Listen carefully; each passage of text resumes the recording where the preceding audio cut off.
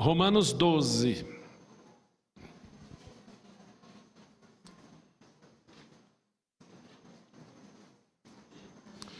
Nós vamos recapitular tudo que a gente viu em Romanos a partir desse verso 1, através de uma palavrinha que está bem no comecinho do versículo 1 do capítulo 12 do livro de Romanos.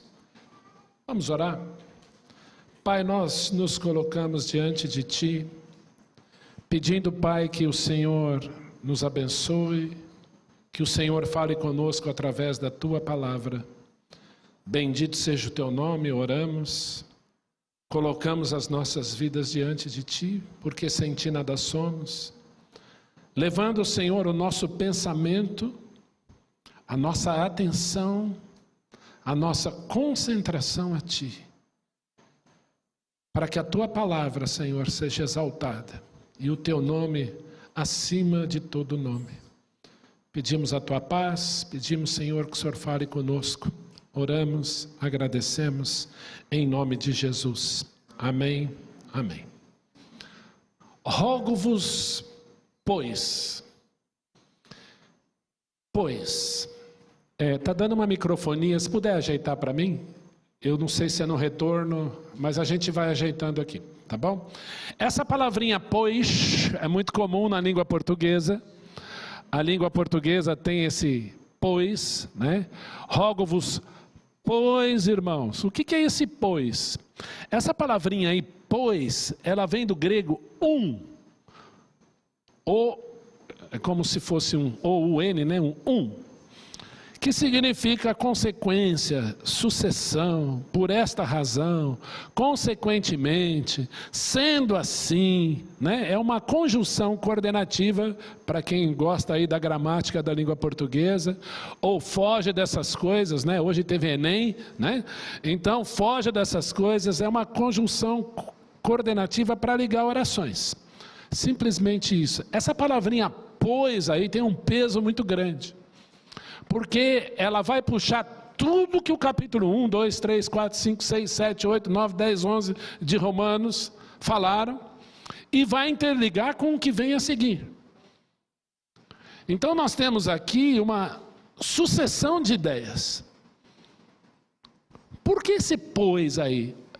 Meus irmãos, eu rogo a vocês, eu clamo a vocês, eu falo com vocês, abre a sua mente e o seu coração, porque Paulo está fazendo aqui um clamor, como consequência de tudo que veio antes.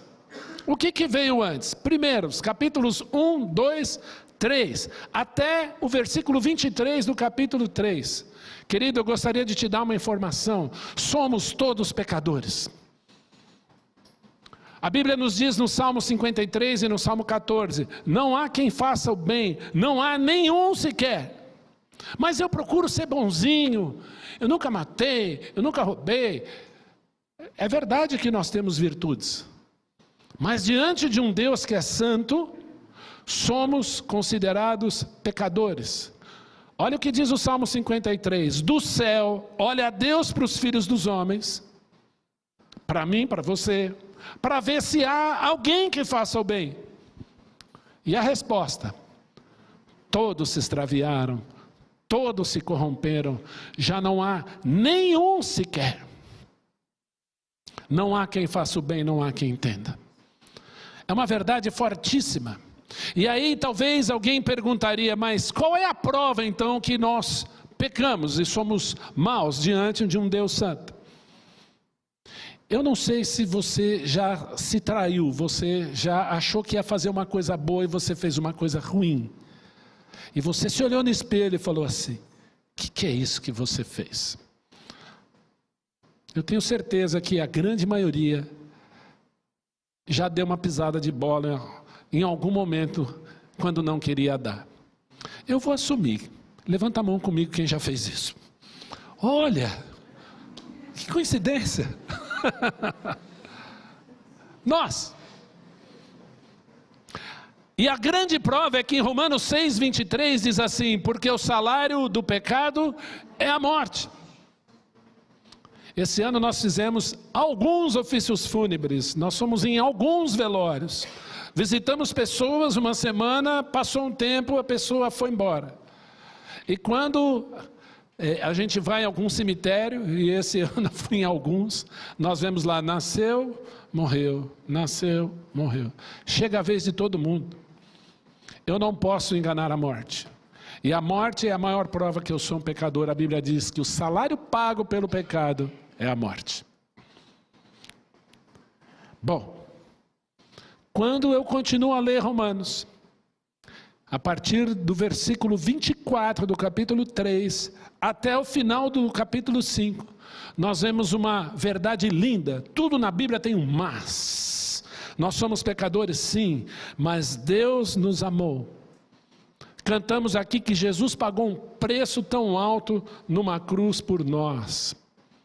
Meus queridos, a Bíblia de Gênesis e Apocalipse apresenta o Messias, o Senhor Jesus Cristo de Nazaré, como Deus encarnado, um Deus que se faz homem e vem aqui. Deus em forma de homem pisou aqui. Ah, mas Jesus Cristo nunca disse que era Deus. Disse, ele foi mais além, ele disse, antes que Abraão existisse, eu sou o Yahvé.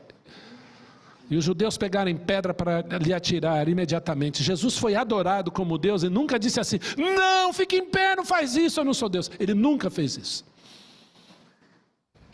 Pelo contrário, Deus andou aqui e assumiu a minha cruz.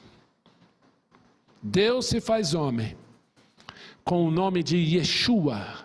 A gente usa a expressão latina Jesus, mas Jesus vem do hebraico Yeshua, que quer dizer Salvador. Deus se faz homem com o nome de Salvador, e a pergunta é, por quê? O que é que eu fiz que Deus se faz homem com o nome de Salvador? Por quê? O que é que eu fiz que Deus se faz homem com o nome de Salvador? Deus vem participar do meu sofrimento. Deus veio participar das minhas privações. Ele assumiu a forma de homem, a nossa carne. Ele assumiu a nossa humanidade. Ele assumiu a nossa humilhação. Mas Ele assumiu a nossa obediência, sendo obediente até a morte e morte de cruz. Por quê? Porque me amou. Sem pecado.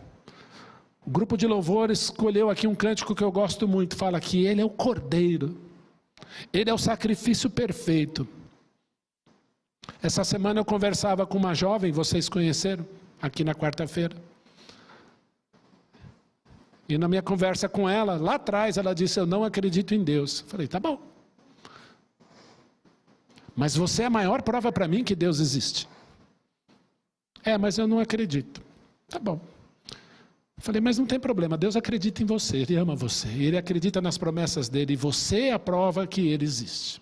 Passou um tempo, ela procurou, quis conversar mais, veio para o Brasil, na segunda-feira, Márcia, eu e ela conversávamos, e ela disse assim, abre aspas, por que Deus matou 6 milhões?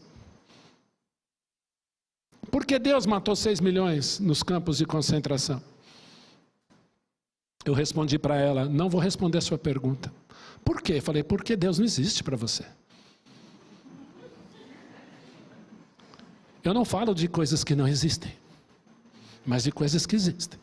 Não, eu sei que tem uma força, eu sei que tem alguém. Falei, então vou responder a sua pergunta agora. Por que colocarmos a nossa miséria na conta de Deus? Por que colocarmos as nossas escolhas na conta de Deus? Sendo que diariamente nós dizemos para esse Deus, não interfira na minha vida.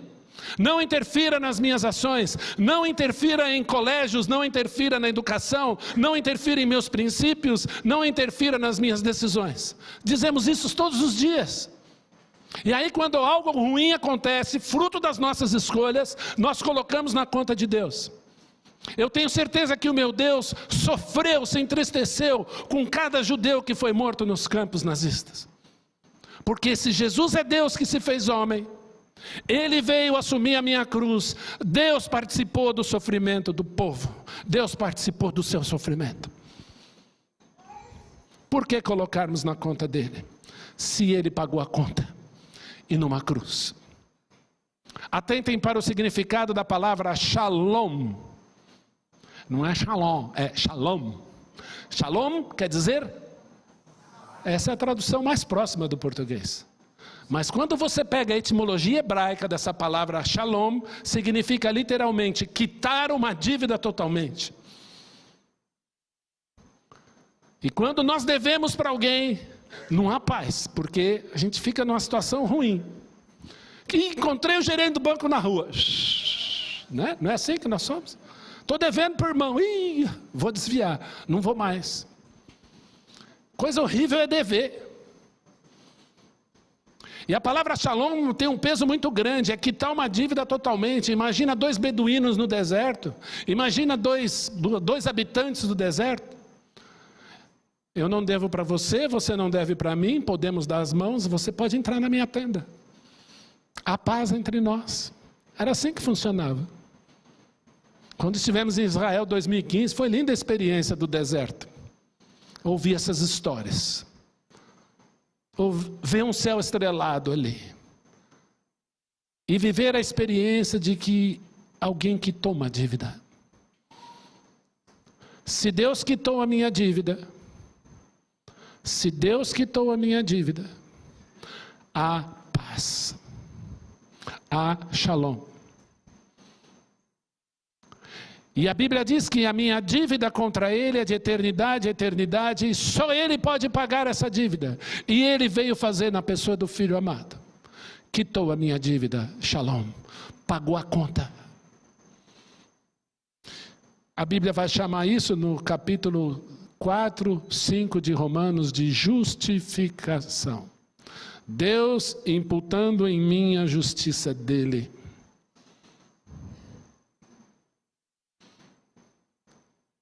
E aí eu vou para o capítulo 6 de Romanos.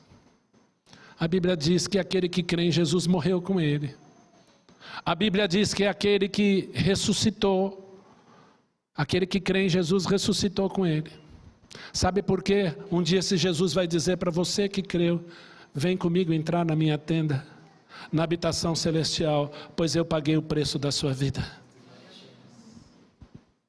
Entende isso?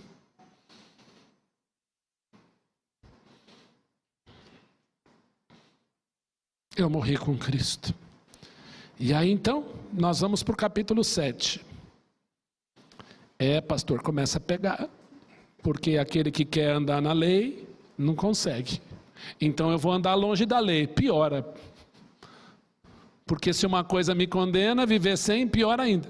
Porque aí, não tem limite. O capítulo 8 de Romanos é a segurança do crente. Nada me condena, nada me separa. Nenhuma condenação há para os que estão em Cristo Jesus. Quem nos separará do amor de Cristo será tribulação, angústia, fome, nudez, espada, perseguição, porque eu estou bem certo de que nem a morte, nem a vida, nem anjos, nem principados, nem as coisas do futuro, nem do presente, nem altura, nem profundidade, nem qualquer outra criatura pode me separar do amor de Deus que está em Cristo Jesus, o nosso Senhor. O amor de Deus está numa pessoa, Jesus Cristo, 100% totalmente disponível a você. A religião boa, Jesus Cristo apresentou em João 14,6. Tomé disse para Jesus, qual é a religião boa? Qual é o caminho? O que liga, Senhor? Jesus respondeu, eu, Tomé, sou o caminho e a verdade e a vida. Ninguém vem ao Pai senão por mim. Jesus Cristo se apresentou como a única solução para a maior mazela humana chamada pecado. E o nosso pecado nos mata, nos condena e nos separa de Deus. Então ele vem aqui atrás de mim. A religião da Bíblia é um Deus que vem atrás do pecador. Deus vem atrás do homem e da mulher que pecam, para dar uma nova oportunidade. A todo aquele que nele crê não pereça, mas tenha vida eterna. Isso é muito forte. Eu procurei Deus em muitos lugares, achando que Deus habitava organizações, que Deus habitava a igreja presbiteriana da Vila Mariana. Não, ele tinha os seus crentes lá, mas ele, Jesus de Nazaré, se fazia presente por aquelas pessoas que estavam lá em comunhão com ele. Mas ele não precisava de nenhuma delas. Jesus não precisa de um espaço físico para ser Deus. Como eu demorei para entender isso. As instituições precisam dele, mas ele não precisa de nenhuma delas. Nenhuma organização pode falar, Deus está aqui e não está lá. Porque nem aquela tumba gelada de Jerusalém foi capaz de segurá-lo. Ele está livre e vivo pelos séculos dos séculos. Ele é o caminho, a verdade e a vida. Então eu encontrei a salvação eterna da minha alma, não numa ideologia, não num sistema político, nada, mas em Jesus Cristo de Nazaré, que assumiu uma cruz. Me perdoem que era minha, porque Ele me amou e me amou até o fim. Essa é a religião da Bíblia. Deus veio aqui, Ele ama muito, muito, muito você.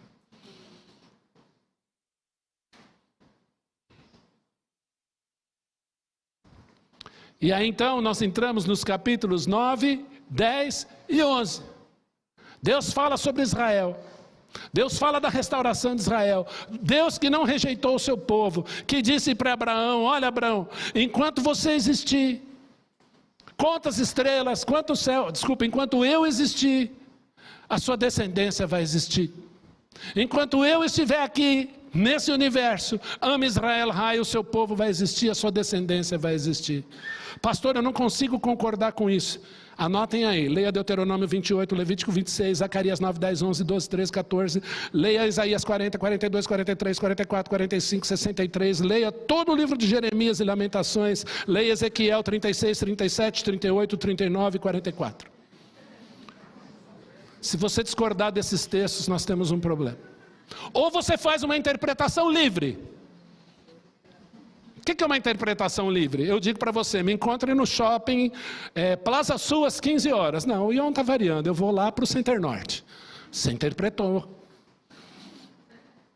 Uma criança perguntou se Deus disse o que queria dizer, por que Ele não disse o que queria dizer. Guarde isso, as crianças nos ensinam muito. Se Deus não queria dizer o que disse, por que Ele disse o que queria dizer? Está aqui. Agora, eu vou pedir licença, porque eu quero ler só um pedacinho de Jeremias 31.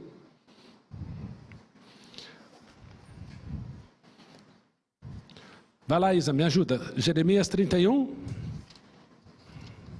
a partir do versículo 31, diz assim: Eis aí vem dias, diz o Senhor, que firmarei nova aliança com a igreja.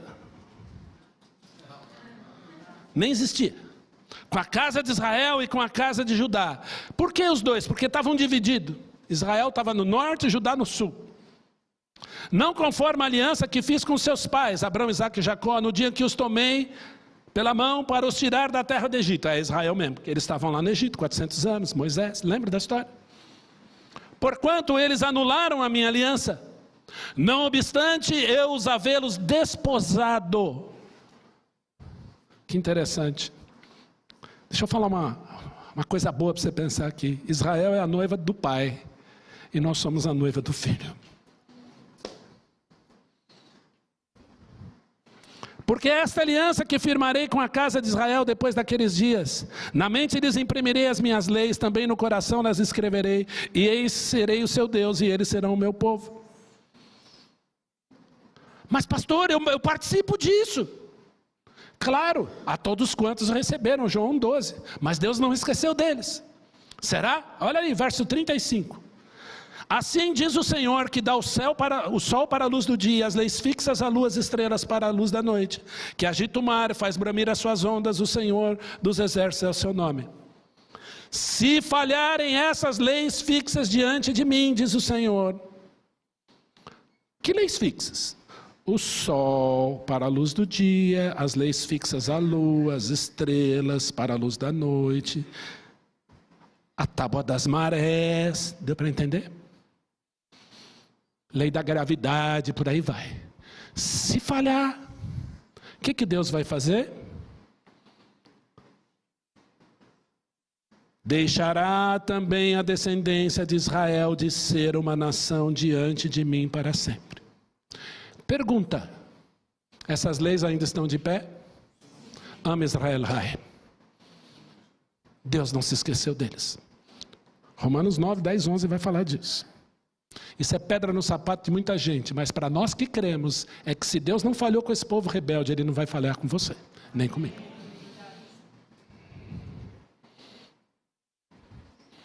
Vamos piorar as coisas. 37. Assim diz o Senhor: se puderem ser medidos os céus lá em cima, pode? E sondar os fundamentos da terra cá embaixo? Júlio Werner fez na ficção só. Viagem ao centro da terra. Quem leu? Belíssima obra, mas é ficção. Também eu rejeitarei toda a descendência de Israel por tudo quanto fizeram, diz o Senhor. E o que eles fizeram e estão fazendo? Quer destruir Israel? Conheça o universo e viaje ao centro da terra. Acabou. Deus não falhou com eles.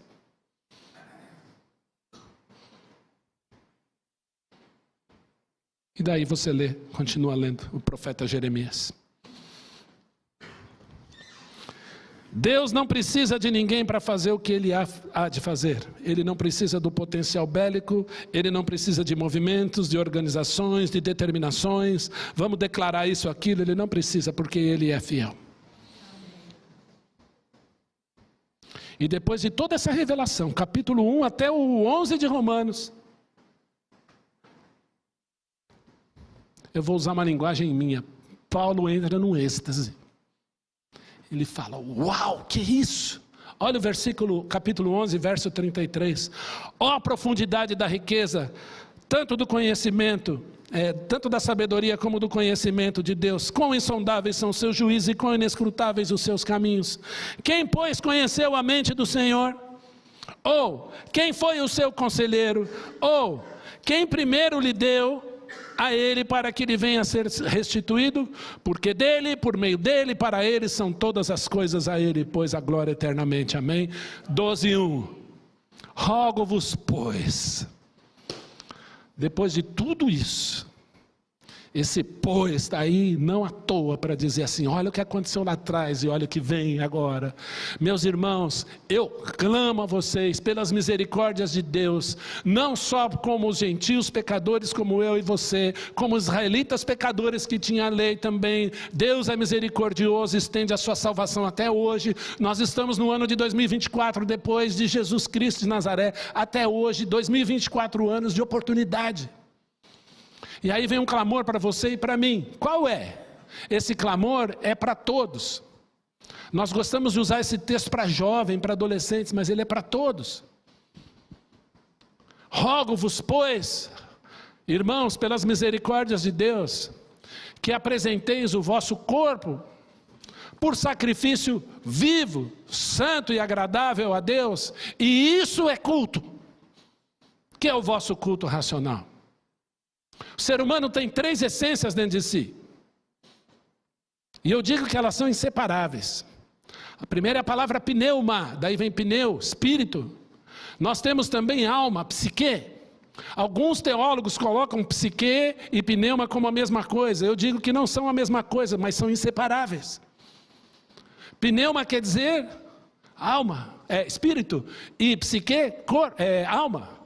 Nós temos espírito, nós temos alma. E o nosso corpo é a janela de tudo isso. Se estamos tristes, o olhinho cai e nós ficamos beiçudos assim. Já viu criança? Eu às vezes atendo alguns adultos que choram igual criança, faz beicinho. Eu acho bonitinho. Pô, irmão, não chora. E o nosso corpo é a janela da alma. E é mais bonito dessa palavra, porque a palavra grega para corpo é soma. Aí, Rogério, matemático. Porque nós somos a somatória de um espírito, de uma alma que habita num corpo. É soma. Nós somos um conjunto de elementos. Então apresente tudo tudo que você tem diante dele por sacrifício morto, não, vivo, Senhor, eis-me aqui, santo e agradável a Deus, que é o vosso culto. O que é culto? É estilo de vida, é você acordar de manhã e falar, meu Deus, a minha vida é tua e não mais minha. Eu não quero mais viver para ti, porque esse mundo me cansa. Os valores desse mundo me cansam. É um passando o pé no outro, é um puxando o tapete do outro, é o outro que vem na contramão, é o outro que faz tudo errado e acha que tem razão. Aí nós queremos ser crentes no mundo assim. Aí você fala, meu Deus, tenha misericórdia de mim. O que ele fala? Apresente-se, apresente-se, apresente-se. Isaías fez isso. Eis-me aqui, Senhor. Apresente-se diante dele, isso é culto. Por que nós cultuamos aqui num culto dominical? Porque eu espero que a sua vida semanal, diária, seja isso. E eu quero isso para mim também.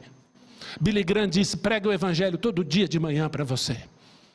Senhor, mas eu quero matar aquela mulher. Ora por ela, apresente-se. Senhor, o pastor, é que você não foi lá em casa. Não precisa me convidar, eu sei como é que é o babado lá. Mas apresente-se, diz, Senhor, eis-me aqui. O Senhor está mandando amar. Eu tive alguns desafetos. Eu tive um grande desafeto há mais ou menos uns 2 anos atrás. Eu não suportava olhar para a pessoa. E eu comecei a orar por ela. E há 2 anos eu não vejo essa pessoa, mas uma noite eu sonhei que eu estava abraçando ela. E a gente abraçou e chorou. E eu sei que se o dia que eu encontrar eu vou fazer isso, porque eu ainda continuo orando. Pastor, mas você tem desafeto? Ou sou só eu? A gente tem. Tem gente que a gente gosta, né? Tem gente que a gente abraça fácil. Não é da igreja não, viu gente? Amém? Fica tranquilo. Eu vi alguns preocupados. Pastor, eu vou te dar um abraço lá na porta no fim do culto. Não, fica tranquilo. Mas é difícil, né? Aquele seu vizinho, né? Ai, que bom. Segunda-feira à noite, vou dormir, né? Aí ele resolve dar uma festa. É um pancadão até às 5 da manhã. Difícil orar por essa gente, né? Aí o que você faz? Rogo-vos, Senhor. Olha o que ele está mandando a gente fazer. Não é fácil. Ele não... Se amar fosse fácil, o Senhor não ia falar, amei-vos uns aos outros. Amai-vos uns aos outros, assim como eu vos amei. Por que ele dá essa ordem? Porque nós não temos a tendência natural de amar. Marido, ame a sua esposa como Cristo amou a igreja. Se essa ordem não existisse, meu Deus. Sabe por que existe essa ordem? Porque não é tendência. Vou aqui parafrasear o Ferreira. Gente, eu sou um maridão.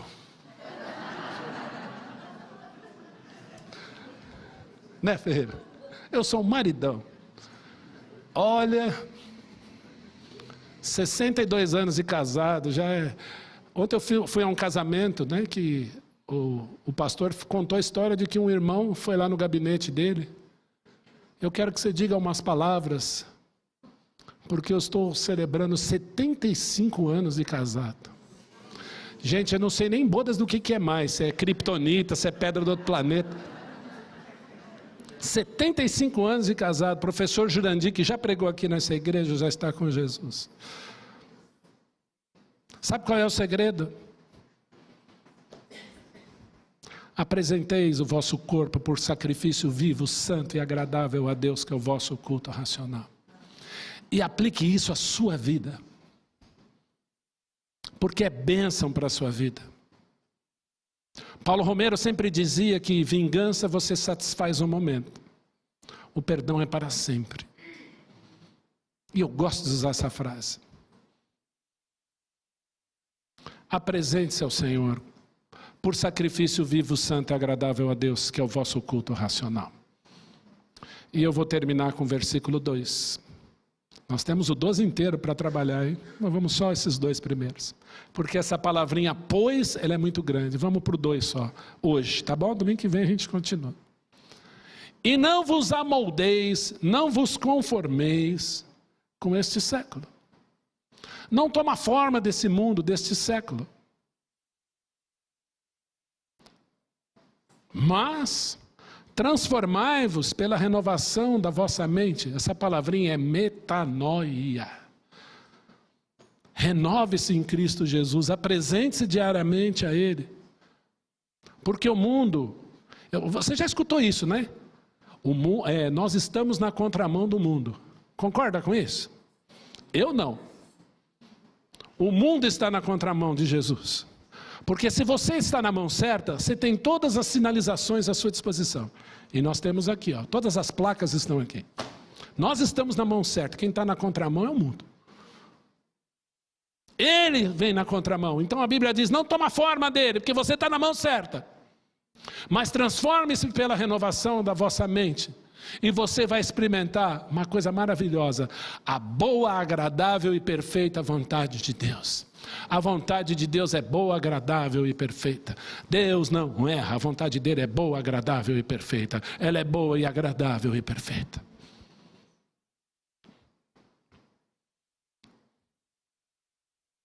Boa, agradável e perfeita. Coloque-se aos pés do Senhor Jesus. Eu acho que a receita para Romanos 12, 1 e 2 é: não viva para você mesmo, mas crê em Jesus. É você dizer assim, como Paulo: já não sou eu quem vivo, mas Cristo vive em mim. E esse viver que eu agora tenho pela fé do Filho de Deus, Jesus de Nazaré, que me amou e a si mesmo se entregou por mim. Viu quantas lições antes e depois desse pois? Ofereça-se a Ele. Jesus, eu quero andar em novidade de vida. Eu quero dizer uma coisa para você e aqui eu termino.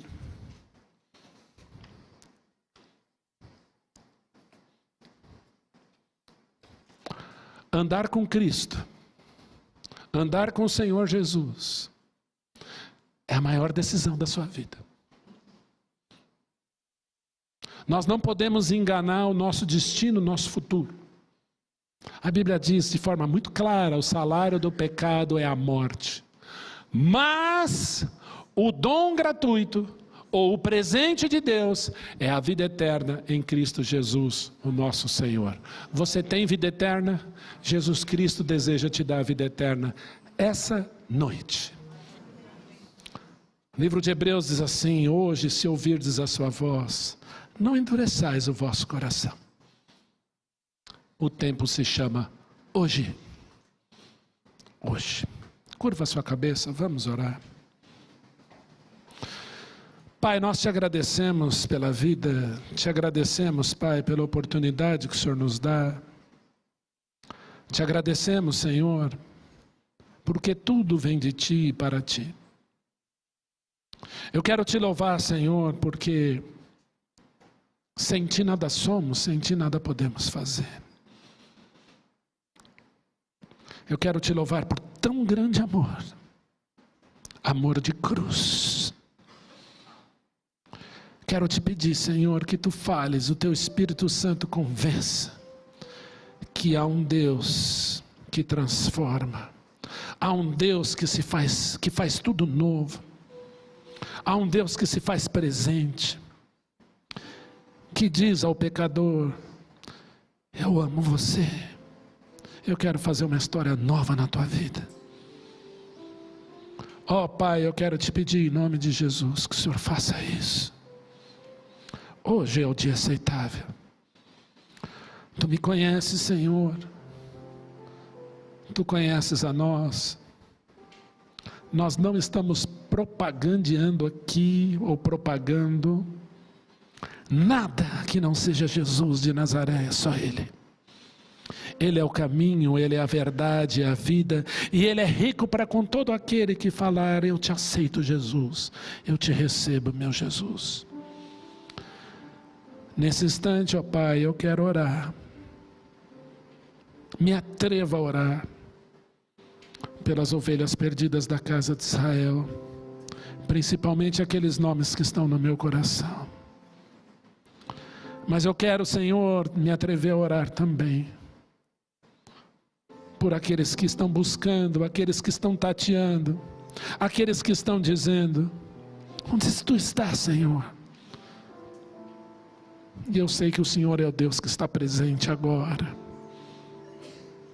Na presença do Filho amado, Jesus diz: eu estou à porta e bato. Se alguém ouvir a minha voz e abrir a porta, entrarei em sua casa.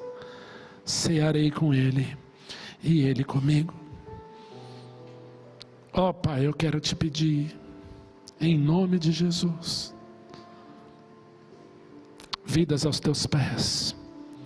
Clamamos pelas vidas que ouvirão de ti no próximo sábado, na próxima quinta-feira.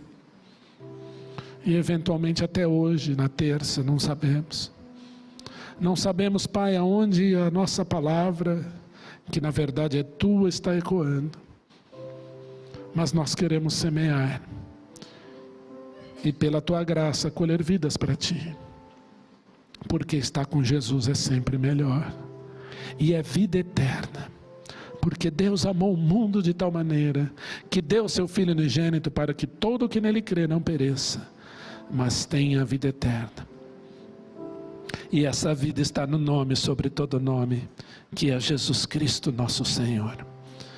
Pai, eu coloco tudo isso diante de ti, oro a ti, clamo pelas vidas aqui, em nome de Jesus. Amém, amém.